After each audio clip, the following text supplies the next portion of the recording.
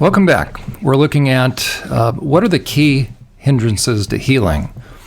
And one of the keys is being able to separate out issues of responsibility, placing responsibility where it belongs. One of the pictures that can be used is of someone holding a little knapsack. Remember the old stick with the bandana kind of knapsack that comes out of Galatians 6, where Paul says, each man should carry his own load.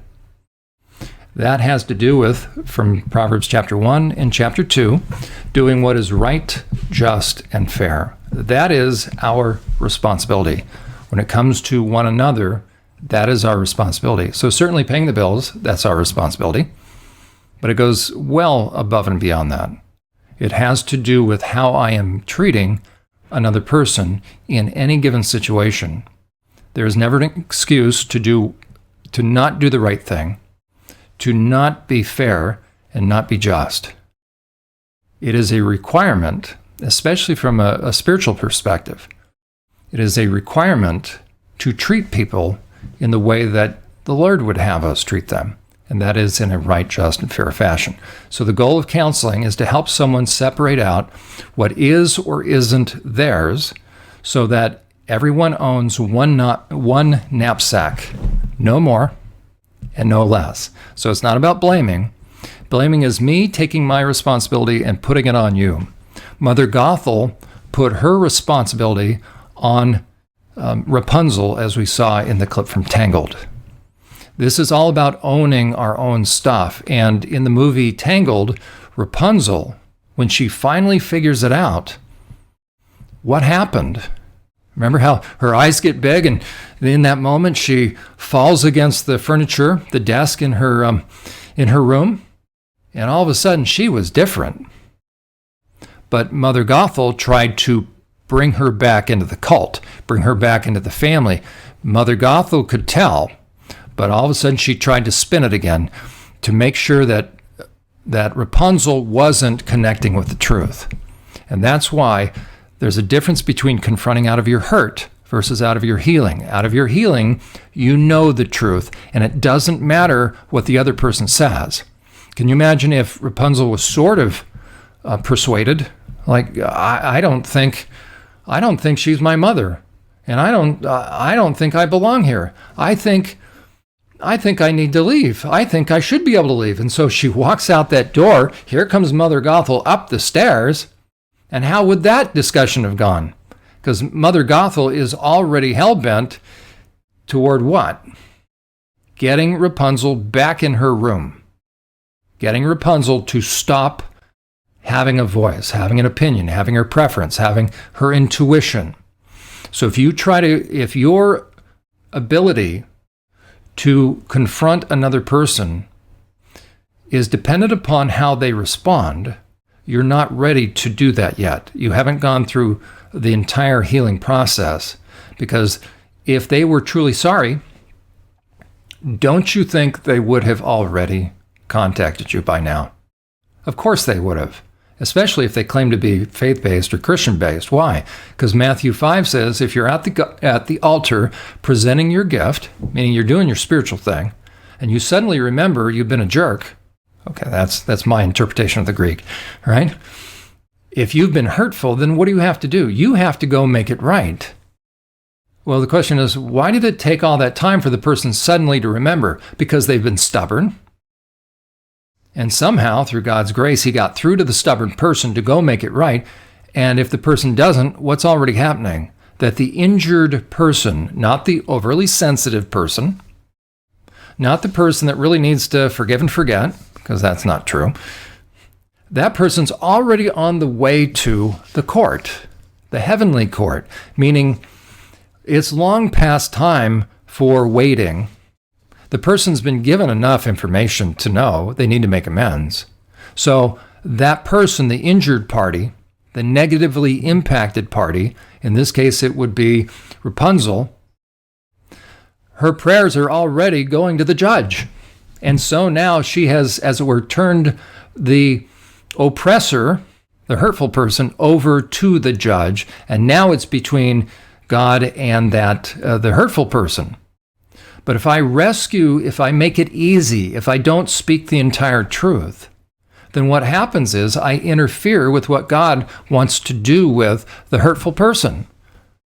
He actually, by his grace, wants to spare that person and wants to grow them up as well. But if I kind of go easy on them, now it doesn't mean being mean. It doesn't mean being aggressive. It simply means speaking the truth in a reasonable manner and allow the truth to do its work. And the truth sometimes is very painful. It's as iron sharpens iron. It's sometimes salt to what? Salt to wounds. Because selfishness is an infection. And the person is becoming infected with it. And if we don't allow the truth to do its work, that person will continue to morph into more and more of a selfish person and become right in their own eyes and become increasingly hurtful. Okay? So one of the keys to healing is being able to place responsibility where it belongs. One of the hindrances is not being able to, and so not being able to identify who's responsible for what. So the first kind of person is the person that was actively hurtful.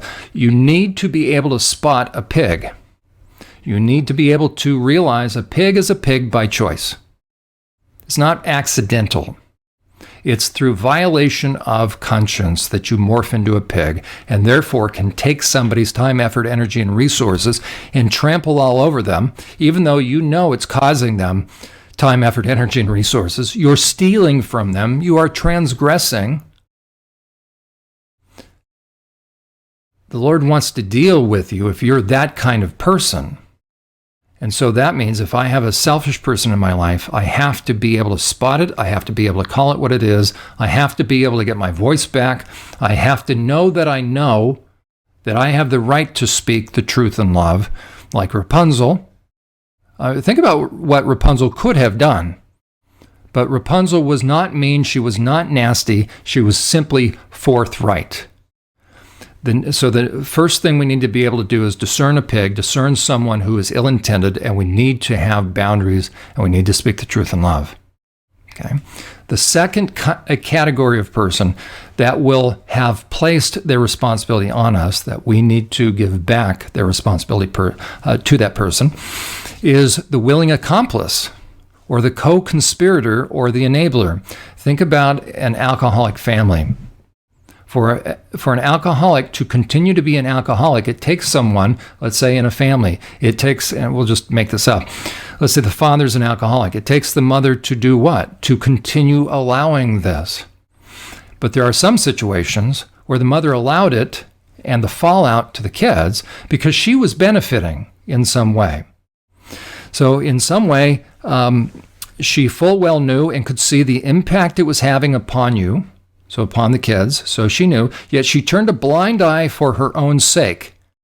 She didn't want to disrupt her life and face the fallout or the repercussions or the hardships or the embarrassment or the unknown, or she also wanted secondary gains.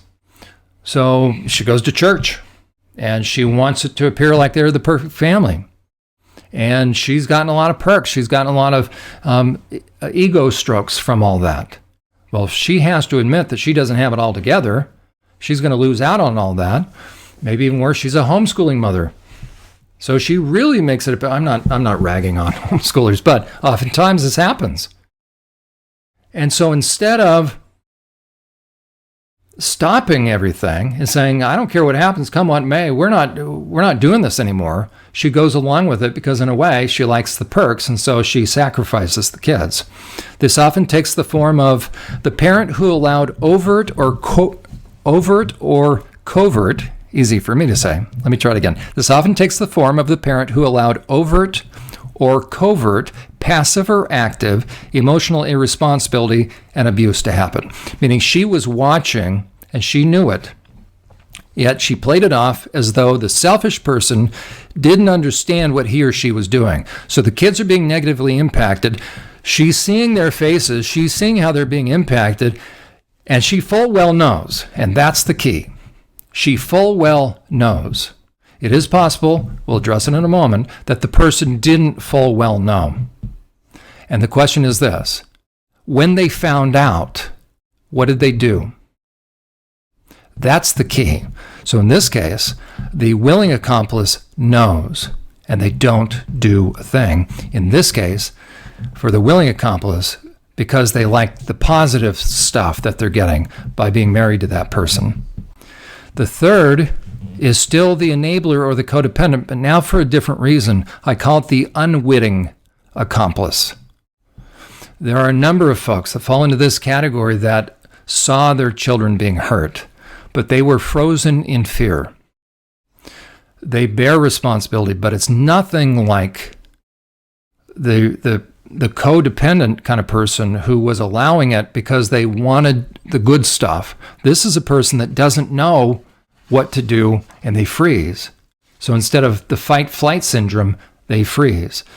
A lot of times, a woman that has been abused in the past will end up, if she doesn't work through her stuff, she'll end up marrying an abuser. And what happens if now he starts abusing the kids? She may, because of her own trauma, this is a trauma response, she may freeze. Now, she's still responsible, and you talk to those kind of people, and they will tell you. And the problem is they're loaded down with guilt. They need to accept responsibility, and the guilt is crushing them. So you don't need to tell them that they're guilty. The other kind, the willing accomplice, they won't accept responsibility. They'll make excuses for why they made excuses. But the unwitting accomplice, they're in their own pain. And ultimately, they need to be able to forgive themselves, but also address the pain with their kids. Okay, the unwitting accomplice is a parent who believes that the sophisticated manipulator over the years, I'm sorry, I grabbed my other sheet of paper. So you have the manipulator, you have the person that allowed it for secondary gains, and you have the unwitting accomplice. Those are the three of the key issues that will stop the healing process because responsibility is not being placed where it belongs. The fourth category is this: an inability to distinguish between shame and guilt. Because the person that allowed the hurt, that feels guilty for it, feels the weight of it, is very susceptible to then being on the receiving end of kids that have become angry and have started to become bitter. And what are you supposed to do if you are in that category? Or there's even a fourth category, now that I think about it, the person who actually thought that things were okay and they thought they were doing the right thing by supporting the spouse. And they weren't aware of the pain. So it's not that they froze, but they were getting sucked into believing that their spouse was telling the truth. You can have kind of a mommy dearest kind of situation. It is possible for there to be a black hole spouse who almost is like a cult leader and you don't know it in this sense. Let's say I'll use, for instance, a wife in this case. You can have a wife that looks great, has all the appearance of being legitimate. But under the surface, she's like a Mother Gothel, but behind the scenes. So once dad goes off to work, you don't know what's really going on because she is telling the kids what? Don't you dare tell your father because I will get to him first and he will want to have a common front with me because, and here's what the manipulator does. The manipulator knows that the decent person has a code of personal ethics, and they will use the decent person's ethics against that person. So the decent person, the decent spouse, the decent parent starts little by little in order to keep the person happy because you think that they are legitimate.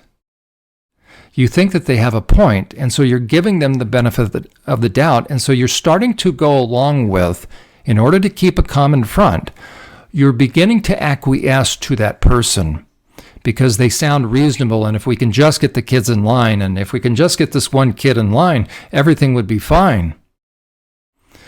So little by little, you can have a mommy dearest situation that behind the scenes, you can almost have a cult-like situation going on where the kids can't come to the decent person, the decent parent. But the question is this: will there ever be a way of knowing that that's going on? And eventually, about when the kids start to turn teenagers, what's going to happen?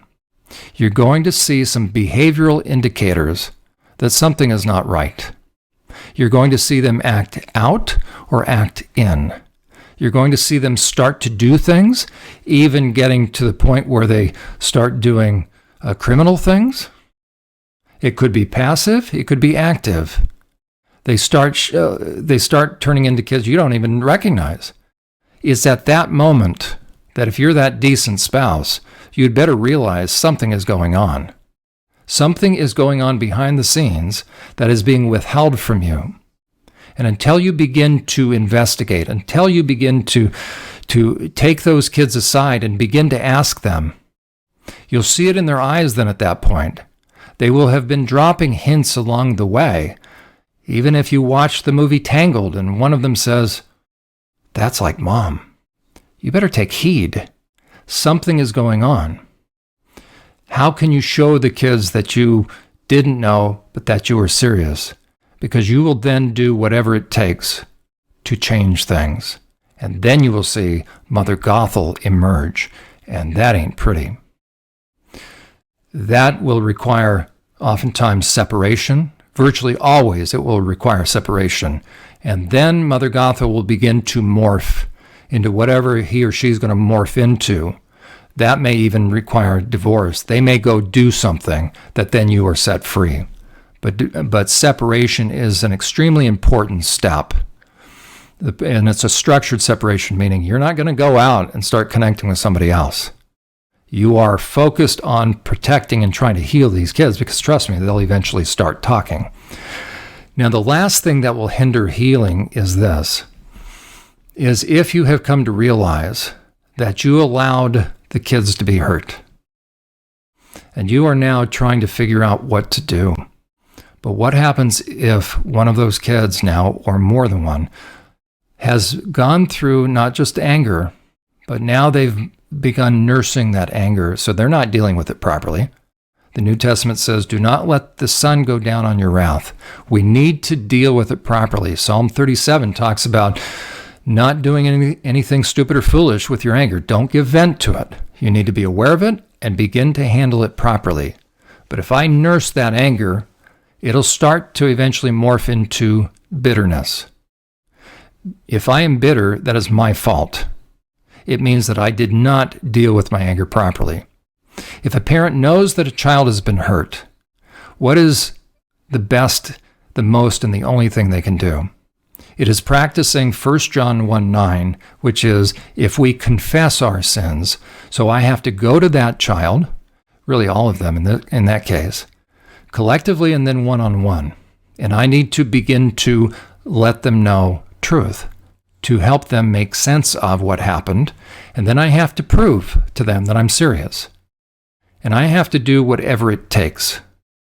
If I'm not willing to experience, even though it's sort of adding insult to injury, but because let's say I trusted my spouse and find out that she was a Mother Gothel, that's a hard pill to swallow because you were doing the right thing. But it doesn't matter because the captain has to go down with the ship.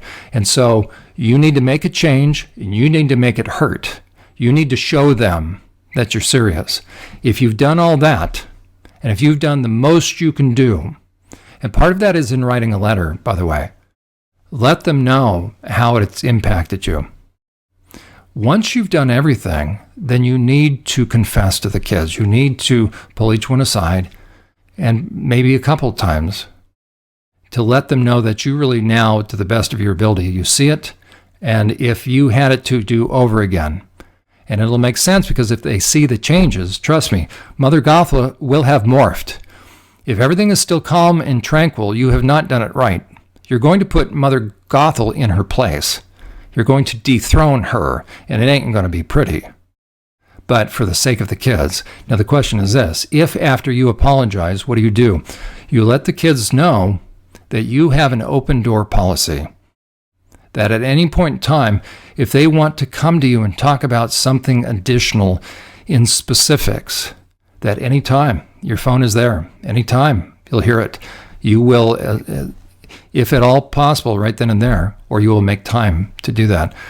What happens if you've done that and you find that they are moving away, as it were? That it's not bringing them closer, but they're still now behaviorally no closer, or they may start doing destructive things. Then you have to view it as them choosing to start doing the wrong thing. And they can themselves become equally oppressive. That is not okay. Anyone morphing into an oppressor must be confronted.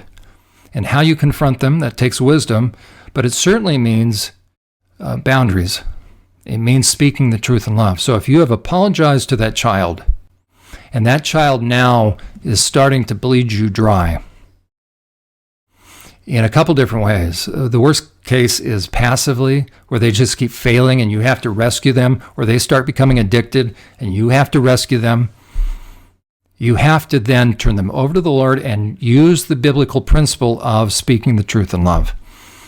And you have to begin to place responsibility where it belongs. And as long as you have confessed, if they don't forgive you, ready? It doesn't matter at that point. You have done the most you can do. And before the Lord, and in His eyes, you have done as much as you can do.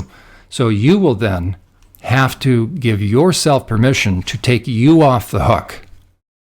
If somebody's going to be unforgiving, which is their responsibility, if you have confessed in humility and with a broken and contrite heart, and the person doesn't accept that, that ultimately is their issue.